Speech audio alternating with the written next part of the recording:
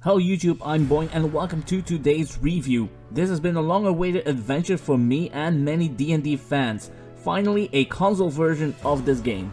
However, this D&D campaign isn't what most fans hope for. So today, we explore how good this digital adventure really is.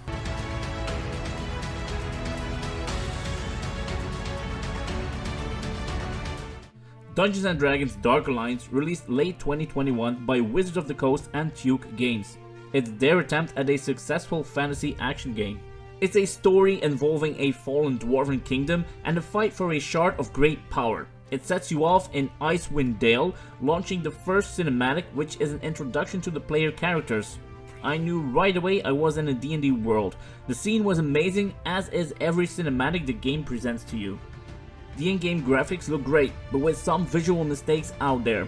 Some areas or objects looked awkward in animation, others lost details in full action, but nothing too major to actually impact the game. Except the error I got 3 times, each time fighting a different boss, which ended the game abruptly. Fuck! You choose 1 out of 4 characters, 2 fighters, a barbarian, and a ranger. Each pre-made character offers different playstyle, skills, and actions. Not sure how to pronounce the names right, but I'll give it a try. Brunor the fighter is a dwarven king who fights with a shield and axe. Driz the ranger dual wields blades and fights at high speed.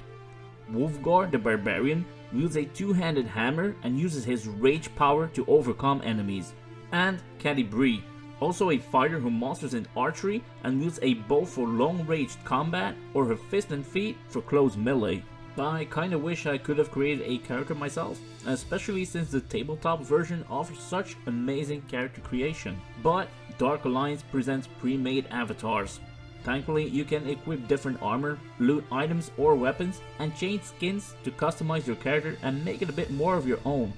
On top of that, you can easily switch between all the characters. Same goes for attacks, action, or skills. There's different trees to choose from, and build the warrior you want to be. There's different stories and arcs to complete, much like the tabletop version. The maps look great. A marker pinpoints your next location, unless you wish to investigate treacherous sideways or an undiscovered path, with possible treasure, hidden bosses, or extra challenges to complete. If you know anything about the official Dungeons & Dragons lore or campaigns, then you will recognize a few cool things. You can play this game alone, with friends or random players. While this can be completed as a single player game, it's the multiplayer that will truly bring out its potential. Dark Alliance is a fun game, but it's nothing new or fresh. There's some in-game bugs, camera chaos, menu issues, and long loading screens, although the start menu to in-game play is remarkable fast. The overall gameplay repeats itself a lot, and honestly reminds me of the Marvel's Avengers game mixed with the good parts of God of War. Anyway, let's jump into multiplayer. Hop into quick play or create a party with friends or strangers. Matchmaking doesn't always flow as smooth as I'd like, but playing missions or clearing dungeons for epic loot feels better with other players. Just like the tabletop version, this game is made for lone wolves. Defeating bosses and venturing through darkness together is pretty exciting. This rewards experience points and treasure. Players share the loot and coins or crystals, which are used to upgrade your items or create potions. Playing with other people means one of the same character per group. The game allows you to create each character, and swapping warriors is easy to do. You can basically run through each level as you like with any character.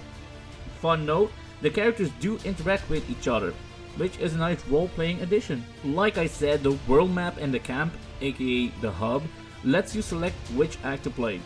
Cool side note, the clock icons display long or short missions. You can also choose which difficulty to play. Harder modes are more rewarding, and the resting spots in-game let you pick between healing and a checkpoint, or simply moving on with chances of more and better loot. It won't take you too long to finish the entire game, even when you play alone. It's clear it's meant to rerun the levels and gear up the different characters. Dungeons & Dragons Dark Alliance is clearly built to be the next online co-op action-adventure fantasy game. A classic well-written D&D story that allows players to dig deeper into this magic realm.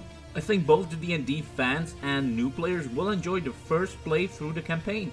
but I'm not sure the endgame is strong enough to keep everyone sticking around. The game is a visual treat, and I've found the cinematics amazing. The essence of D&D is really captured in the game. The combat is fun, but tends to turn into a big pile of chaos. Sometimes matchmaking takes a while, but co-op is the way to go. The loot, inventory, and upgrading system is great, although going to menus feels like a glitch sometimes. In the end, Dungeons and Dragons Dark Alliance is a short, fun trip into the D&D realm.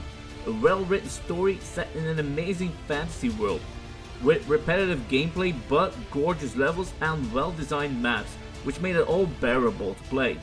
In the end, this is a fun game for a while. There's a lot missing to really put this game on the map.